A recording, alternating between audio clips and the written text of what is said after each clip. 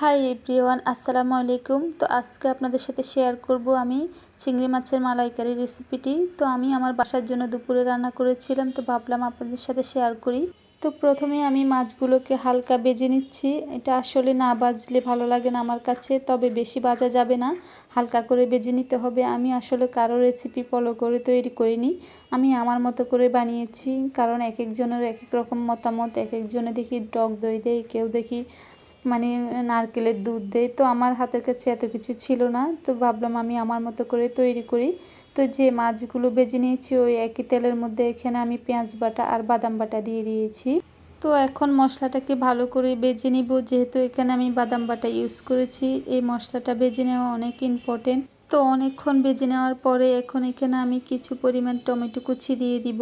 আর এখানে আমি যেহেতু সস ইউজ করব, টমেটো সস, এই জন্য বেশি টমেটো ইউজ করি নাই। আর এখানে